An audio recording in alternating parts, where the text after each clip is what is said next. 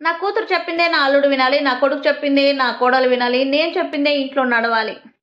మీకు లాజిక్ అర్థమైందా? ఎగ్జాంపుల్కి చెప్తా చూడండి. ఇక్కడ ఈ ఇంటికి వచ్చిన కోడలు కొడుకు ఎలా చెప్తే అలాగే వినాలి.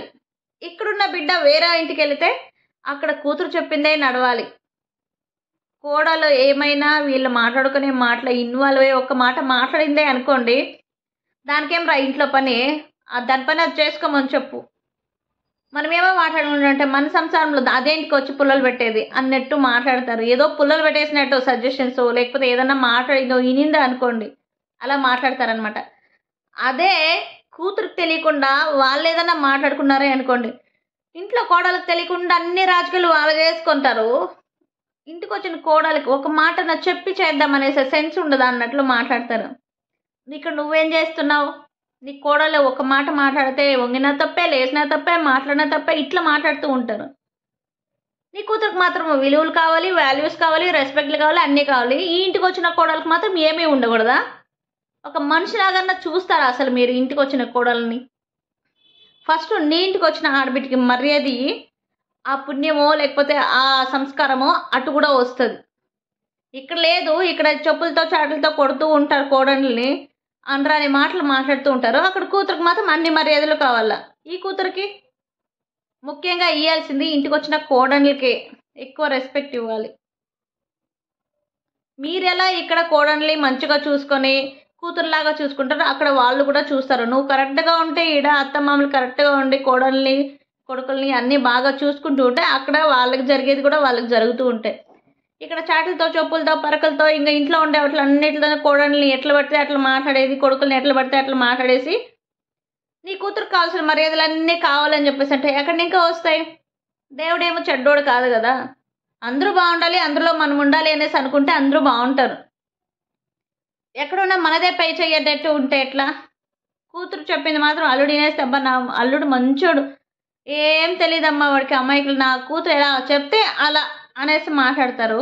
ఇక్కడ కోడలు ఒక్క మాట మాట్లాడి కొడుకు ఏమైనా వినేసారా అనుకోండి, వాడు శాతకన్నా కొడుకు వాడికి ఏదో ముందు పెట్టేసిందిరా. అదే ముందులు అది యాక్నికా వచ్చేస్తాయేమో నాకు తెలియదు, ముందు పెట్టేసిందిరా. అందుకే వాడు ఎట్లున్నాడు ఎట్లు తయారైపోయాడు, నా ఇంటికి వచ్చింది ఇది నా కొడుకును మార్చేసింది, మా కొంపలో నిప్పులు పోసిన ముండా అనేసి తిడతారు. ఎక్కడ లేని మాటలన్నీ వస్తాయి. ఇదే సిచ్యువేషన్నే కదా అందరికీ జరిగేది. నువ్వు కూడా ఆ ఇంటికి వచ్చిన కోడలువే కదా, తర్వాతేగా అత్తగా తయారయ్యావు. నిన్ను అలాగే మాట్లాడారా? ఆలోచించారా కొంచెన్నా? నువ్వు ఎప్పుడైతే కోడల్ని నా కూతురులాగా అని చూస్తావో అది కూడా నిన్ని అమ్మలాగా చూసుకుంటుంది. అయ్యో మా అత్తగారు కూడా మా అమ్మగారు అనేసి వీళ్ళు కూడా మంచిగా చూసుకుంటారు. నువ్వు ఇంటికి వచ్చిన నెలకో 2 నెలలకో సంవత్సరానికో నువ్వు ఏమేమి చేయాలో అన్నీ చేసి పారేసి లాస్ట్లో మమ్మల్ని చూడలేదు, నా కోడలు ముంచింది, నా కొడుకులు అలాంటి వాళ్ళు అని చెప్పేసి తిట్టుకుంటూ ఉంటే ఏమొస్తుంది చెప్పు? మనము ఫస్ట్లో ఎలా అయితే ఉంటామో అలాగే ఉండాలి. వస్తూ ఉంటాయి పోతూ ఉంటాయి అన్నీ. అట్లా కాకుండా కొడుకులు నోగులాగా, కూతురు నోగులాగా, ఇంటికి వచ్చిన వాళ్ళు నోగులాగా అట్లా చేస్తూ ఉంటే నీకనే రెస్పెక్ట్ ఎక్కడ ఉంటుందో చెప్పండి. మీరు పెద్దవాళ్ళు, రెస్పెక్ట్లు ఇవ్వాలి. మీరు ఎక్కడున్నా మనదే పై చేయనుకుంటే ఏదో ఒక రోజు కింద పడిపోతారు. అది చూసుకోండి ఫస్ట్. అంతేగాని మనదే పై చేయి ఉండాలి, మన కింద వచ్చిన వాళ్ళంతా కింద పడి ఉండాలి అనేసి అంటే కుదరదమ్మా. ఒకప్పుడు మర్యాదలు ఇచ్చి రెస్పెక్ట్లు ఇచ్చో ఇంకా గౌరవాలు అన్నీ వచ్చేవి. ఇప్పుడు ఎవరికెవరో రెస్పెక్ట్లు ఇచ్చి బతకట్లేదు. మా అమ్మలాగే మా అత్త కూడా అని చెప్పేసి కోడళ్ళు అనుకోవట్లేదు, అత్తగారు కూడా నా కూతురులాగే నా కోడలు కూడా అని చెప్పేసి అత్తగారు అనుకోవట్లేదు. అందుకే విడిపోతున్నారు. ఎక్కడ పడితే పెళ్ళైన నెలకు 2 నెలలకంతా వేరే కాపురాలు పెట్టేసి పోతున్నారు. వచ్చి నెల 2 నెలలకంతా నువ్వు ఏమేమి చేయాలో అన్నీ చేస్తూ ఉంటే ఇంకా అదే ఆడ కాపురం చేస్తుంది మొగుడు దగ్గర. దానికి ఆడ ఉంటుంది స్వేచ్ఛ, తీసుకొని వెళ్ళిపోయింటుంది. మొగుడ చూసిందంతా చూసి అన్నీ చేసి ఇది వద్దురా నాయన అని చెప్పేసి పోతూ ఉంటారు.